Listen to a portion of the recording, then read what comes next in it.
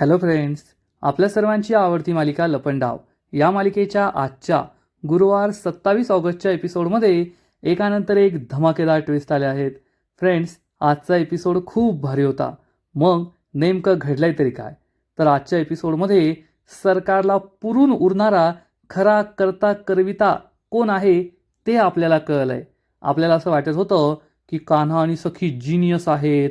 कान्हा आणि सखीने स्वतःला वाचवलं, त्यांनी विषारी पेरू खाल्ला नाही, ते कसे जगले, सरकारची जिरवली. परंतु कान्हा आणि सखीने काही केलेलं नाहीये, तर त्यांना वाचवणारे 2 जण आहेत. खरं सांगायचं तर हा प्लॅन होता माचा, म्हणजेच राजलक्ष्मी किर्लोस्करचा. आणि माला साथ दिली आपल्या सर्वांच्या लाडक्या गौतम काकाने. मा आणि गौतम काकाने सखी आणि कान्हाला न सांगता या दोघांना वाचवलं, सरकारविरुद्ध पुरावे गोळा केले आणि आज या दोघांमुळेच सरकार जेलमध्ये आहे. मग हे सगळं नेमकं घडलं तरी कसं, हे जाणून घेण्यासाठी हा व्हिडिओ शेवटपर्यंत नक्की पहा. फ्रेंड्स, आजच्या एपिसोडच्या सुरुवातीलाच सरकार ही शॅम्पेन उघडण्याचा प्रयत्न करत असते. तेवढ्यात कान्हा, सखी, गौतम, परशुराम, मीनाक्षी हे सगळे घरामध्ये येतात. सरकारला काही शॅम्पेन उघडता येत नाही. कान्हा विचारतो, काही मदत हवी आहे का?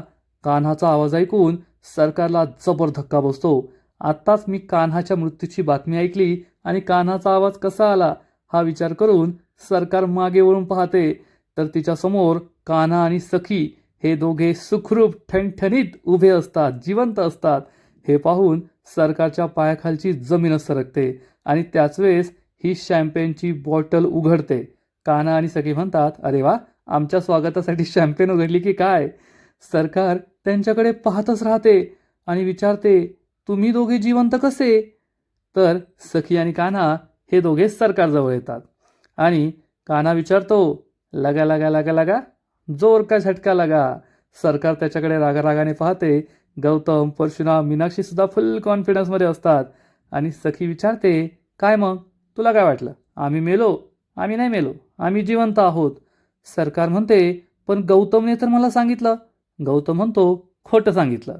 आता 13 वर्षांपासून तुझ्याबरोबर राहतोय, थोडी तुझी सवय लागली, वाण नाही तर गुण लागला. खोटं बोललो होतो मी. तुला अडकवण्यासाठी हा आमच्या सगळ्यांचा प्लॅन होता. सरकारला खूप राग येतो. कान्हा म्हणतो, थांब थांब, गैरसमज करून घेऊ नको. म्हणजे आम्ही दोघे जिवंत आहोत यात आमच्या दोघांचं काही क्रेडिट नाहीये. एका व्यक्तीचं हे क्रेडिट आहे आणि त्या व्यक्तीला पाहून तुला आणखीन छान वाटेल.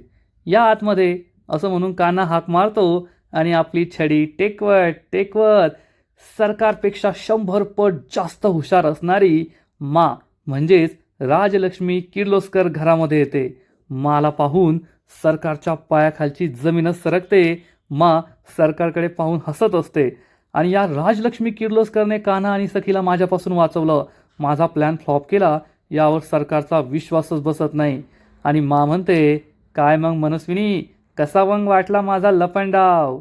सरकार खूप चिडते. मा हसत असते. मा खूप हसत असते, खूप खुश असते, कारण आज तिने तिच्या मुलाचा बदला घेतलाय. आज तिने देवदत्त किर्लोस्करचा बदला घेतलाय आणि सरकारला संपवलंय. सरकार खूप चिडते आणि विचारते, पण कसं? मा हसून गौतमकडे पाहते आणि गौतम आणि मा आपला सगळा प्लॅन त्यांना सांगतात. हे सगळं घडलं होतं तेव्हा, जेव्हा सरकारने कान्हा आणि सखीला विष दिलं होतं आणि हे दोघे तिकडे झाडाखाली पडले होते. तेवढ्यात मा ही गौतमला कॉल करते. गौतमला सुद्धा आश्चर्य वाटतं की माने मला कॉल केलाय.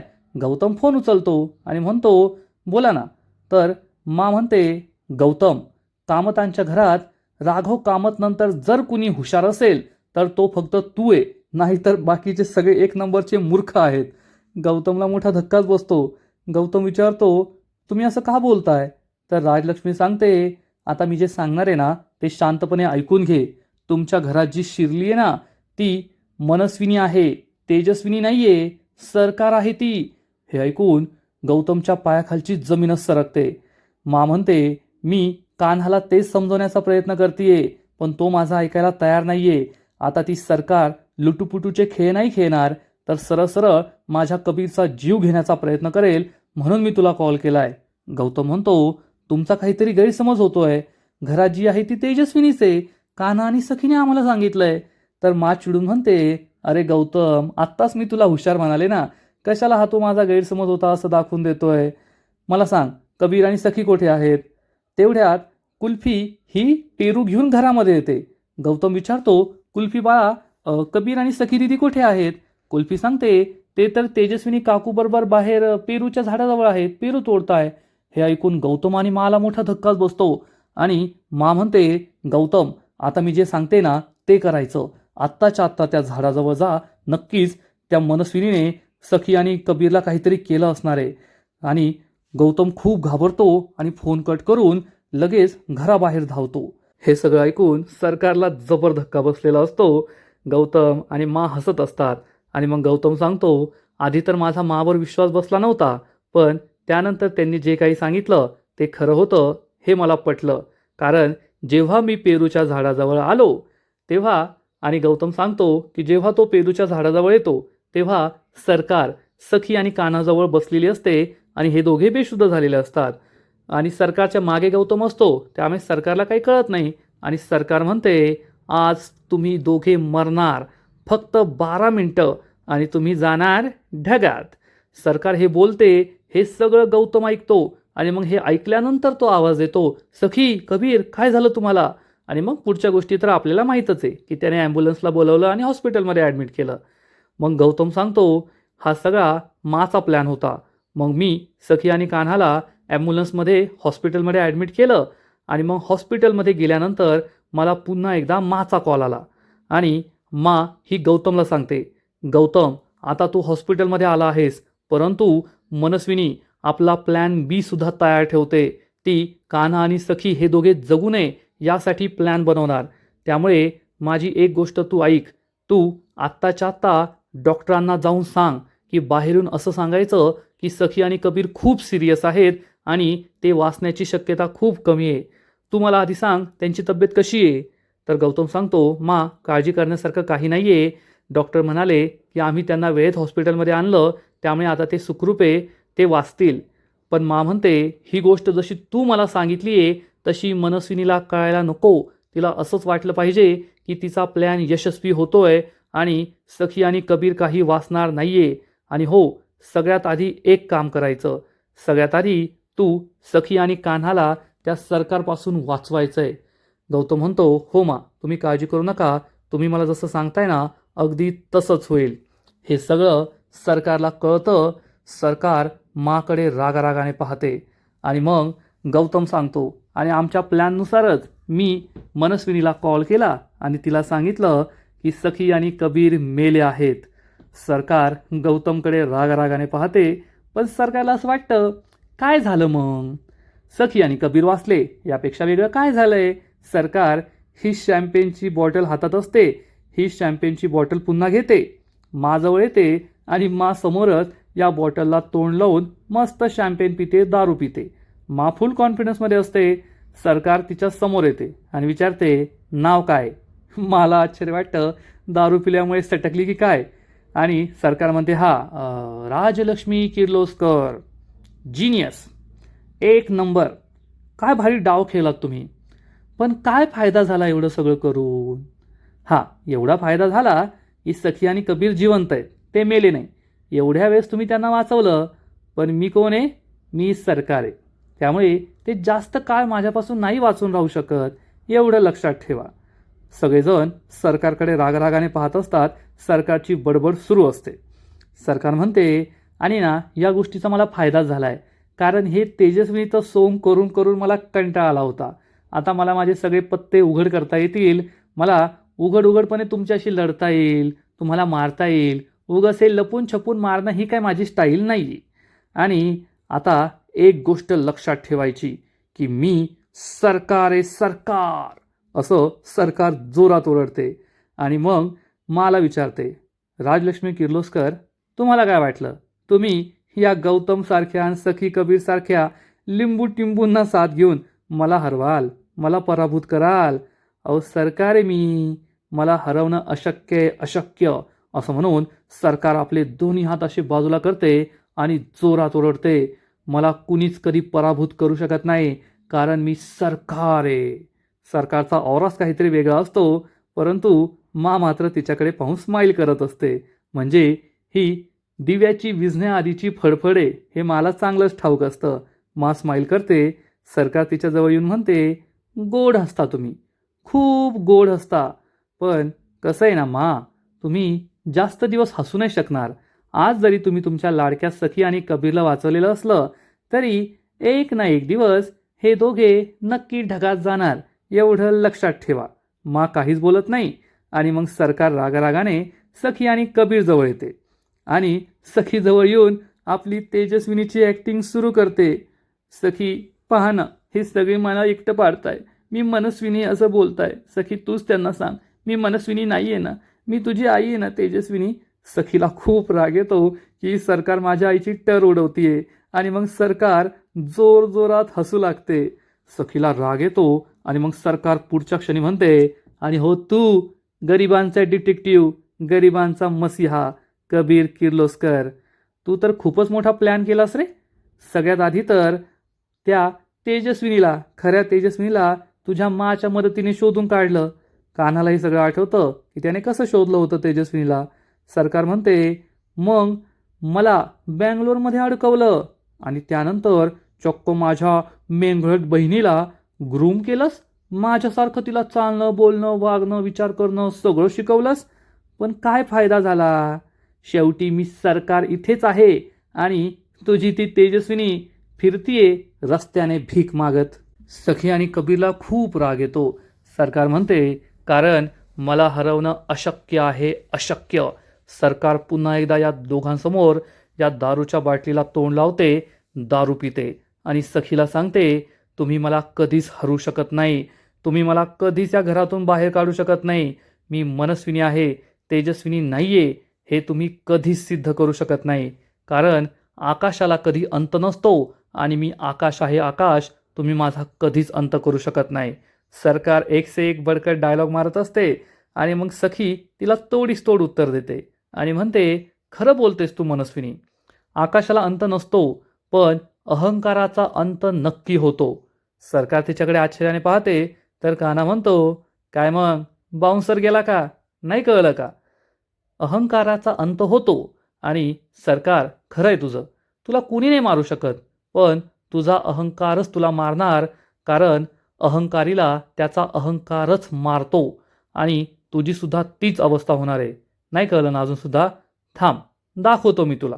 असं म्हणून कान्हा गौतमला हाक मारतो आणि गौतम त्याच्या खिशातून चक्क एक पेन ड्राईव्ह बाहेर काढतो आणि हा पेन ड्राईव्ह तो आपल्या घरात जो टी व्ही असतो, म्हणजे सरकारचा टी व्ही आयुष्यात होता दोनदा चालू झाला आहे आणि आज हा दुसऱ्यांदा चालू होतोय. गौतम या टी व्हीला पेन ड्राईव्ह कनेक्ट करतो आणि जेव्हा सरकार सखी आणि कान्हाच्या ICU रूममध्ये आली होती तेव्हाचं फुटेज प्ले होतं. हे पाहून सरकारच्या पायाखालची जमीनच सरकते. आता शॅम्पेन पिऊन तिला जी काही चढली होती ती सगळी उतरते. सखी कान्हा पहिल्यांदा हे सगळं पाहत असतात. मा, परशुराम, मीनाक्षी सगळ्यांना दिसतं की सरकारने या ICU रूममध्ये काय काय कबूल केलं होतं. सगळ्यात आधी तर सरकार हे कबूल करते की तुम्हाला दोघांना पेरूमध्ये विष मीच दिलंय. त्यानंतर ती हे सुद्धा कबूल करते की तुम्ही लोणावळ्याला चालला होता तेव्हा तुमच्या गाडीमध्ये बॉम्ब मीच लावला होता आणि मग तुम्हाला कायमचं मारायचं म्हणून जेव्हा सरकारने या दोघांच्या सलाईनमध्ये विषारी इंजेक्शन खुपसलं होतं हे सुद्धा सरकारने केलंय हे सगळ्यांना दिसतं. सरकारला जबर धक्का बसलेला असतो आणि कान्हा सखी तिच्याकडे एकदम स्वॅगमध्ये पाहतात. पण सरकारला एक प्रश्न पडतो आणि सरकार विचारते, मी तर तुमच्या सलाईनमध्ये विषारी औषध टाकलं होतं, मग तुम्ही कसे वाचलात? आणि याचं उत्तर देते मा.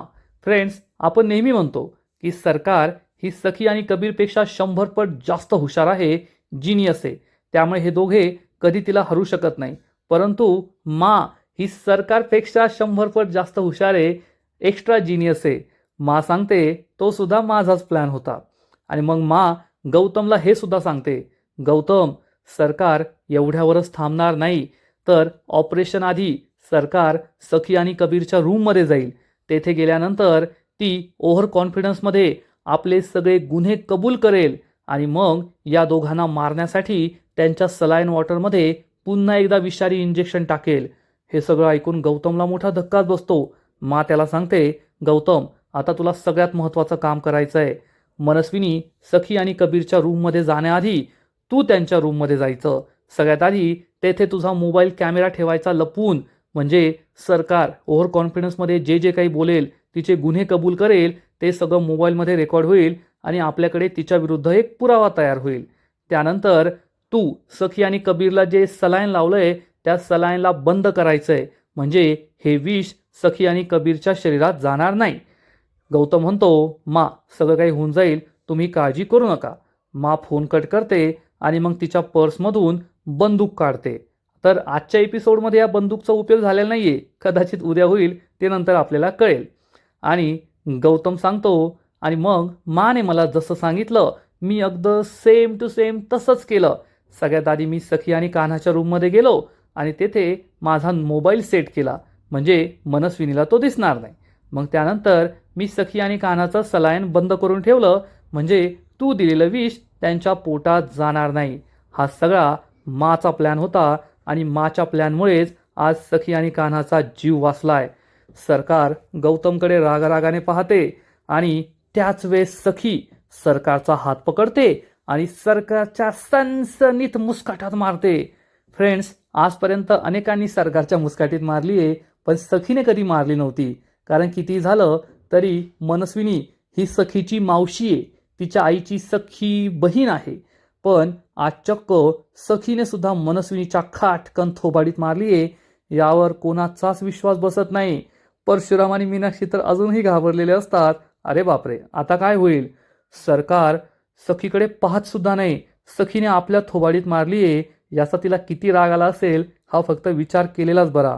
सखी सुद्धा खूप दुःखी होते आणि म्हणते, मनस्विनी आजपर्यंत माझ्या संस्कारांनी मला थांबवलं होतं. मी तुझ्यावर कधीच हात उचलला नाही, कारण शेवटी तू माझी मावशी आहे. पण आज तू मला बदललंस. तुझ्या या पापांमुळे, कटकारस्थानांमुळे मला बदलावं लागलं, माझ्या संस्कारांना सोडावं लागलं. हे सगळं तुझ्यामुळे झालंय मनस्विनी, तुझ्यामुळे. मनस्विनी सखीकडे रागारागाने पाहते. सखी तिच्यावर ओढून तिला बोट दाखवून म्हणते, आज मी तुझ्या थोबाडीत मारली ना, यासाठी फक्त तू कारणीभूत आहे. अगं तुला ही संपत्ती हवी होती ना, मग मागायची ना, दिली असती. पण त्यासाठी तू माझ्या वडिलांना मारलंस, त्यासाठी तू माझ्या आईला डांबून ठेवलंस, तिचा खून करण्याचा प्रयत्न केला. या घरात होती माझी आई माझ्यासमोर, पण मला माहीत नव्हतं. आणि जेव्हा मला कळलं तेव्हा तू तिला पुन्हा एकदा गायब केलं. कुठे माझी आई, सांग मनस्विनी, कुठे, सांग. काय केलंस तू माझ्या आईला? पुन्हा एकदा तिला डांबून ठेवलंय ना, सांग. परंतु मनस्विनी काहीच बोलत नाही. सखी तिला पुन्हा पुन्हा विचारत असते, मनस्विनी बोल, आता तुझा खेळ संपलाय. तू जर सांगितलं नाही ना, तर तुला आम्ही खूप त्रास देऊ, तुझ्याकडून वधवून घेऊ. त्यामुळे बऱ्या बोलाने सांग मनस्विनी, सांग. कुठे कुठे माझी आई? माझ्या खऱ्या आईला तू कुठे लपून ठेवलंय? पुन्हा डांबून ठेवलंय का? बोल लवकर. सखी ओढत असते आणि मग सरकारची सुद्धा क्षमता संपते आणि सरकार म्हणते, शट अप, गप्प बसायचं. असं म्हणून ती सखीला हात दाखवते आणि म्हणते, झिपिट, आता मला एकही शब्द ऐकायचा नाहीये. आणि सरकारचा हा स्वॅग पाहून ते म्हणतात ना, की सगळं झालं तरी सरकारचा माच काही गेलेला नाहीये. तसंच सरकारचा हा माच पाहून सगळे आणखीनच चिडतात आणि आजचा एपिसोड येथेच संपतो. फ्रेंड्स, लपंडाव या मालिकेचा आजचा एपिसोड खरंच खूप भारी होता, खूप इंटरेस्टिंग होता, पाहायला मजा आली. म्हणजे खरंच हे सगळं फक्त राजलक्ष्मी किर्लोस्कर मामुळे झालंय. जर आज मा नसत्या तर सखी आणि कान्हा ढगात असते, एवढं मात्र नक्की. त्यांनी आज खऱ्या अर्थाने आपल्या मुलाच्या खुनाचा बदला घेतलाय आणि अनुभव किती महत्त्वाचा असतो हे सुद्धा दाखवून दिलंय. फ्रेंड्स, लपंडाव मालिकेचा आजचा एपिसोड खरंच खूप भारी होता, खूप इंटरेस्टिंग होता. माने सरकारला संपवलंय. आता सरकार सरळ सरळ जेलमध्ये जाणार, कारण तिच्या विरुद्ध एवढा ठोस पुरावा आहे आणि बाकीचे सगळे पुरावे सखी आणि कान्हाकडे आहेतच. त्यामुळे सरकार वाचणार नाही, एवढं मात्र नक्की. या मालिकेचा आजचा एपिसोड तर भारी होता, पण पुढील एपिसोड आणखीन भारी असणार आहे. आणखीन मोठा ट्विस्ट या मालिकेत येणार आहे. मग नेमकं घडणार तरी काय? तर लपंडाव मालिकेच्या पुढील एपिसोडमध्ये आपण पाहू की सखी सरकारला पोलिसांच्या हवाली करेल आणि म्हणेल, मनस्विनी आता आयुष्यभर जेलमध्ये खडी फोडायची, आता तू काही परत जेलच्या बाहेर येत नाही. सरकार खूप चिडणार आणि म्हणणार, तुला काय वाटतं तू मला जेलमध्ये टाकलंस म्हणून वाचलीस. सखी, तुझा भूतकाळ परत येतोय, तुझा भविष्यकाळ आणि तुझा वर्तमान काळ उद्ध्वस्त करण्यासाठी, असं म्हणून सरकार जोरजोरात हसू लागेल. सखी आणि कबीर घाबरतील. सखी विचारेल, तुला म्हणायचंय तरी काय, माझा भूतकाळ म्हणजे? परंतु सरकार तिला काही सांगणार नाही आणि म्हणेल, ते तुला आता नाही कळणार. तू मला जेलमध्ये टाकलंस आणि तुला वाटलं की तू सुटली. नाही, तुझं आयुष्य उद्ध्वस्त होणार आहे आणि मी त्याचीच वाट पाहते जेलमध्ये, असं म्हणून सरकार पोलिसांबरोबर तेथून निघून जाईल. मग आता पुढे काय होईल हे पाहायला खूप मजा येणार आहे. तर फ्रेंड्स, तुम्हाला सुद्धा लपंडाव मालिकेचा आजचा एपिसोड आवडला का? नक्कीच कमेंट करून सांगा. आणि या मालिकेचे असेच नवीन नवीन एपिसोड, नवीन नवीन अपडेट सर्वात आधी पाहण्यासाठी व्हिडिओला लाईक करा, शेअर करा, चॅनलला सबस्क्राईब करून बेल आयकॉनवर क्लिक करा. म्हणजे या मालिकेचे नवीन नवीन एपिसोड तुम्हाला सर्वात आधी पाहायला मिळतील. खूप खूप खूप धन्यवाद.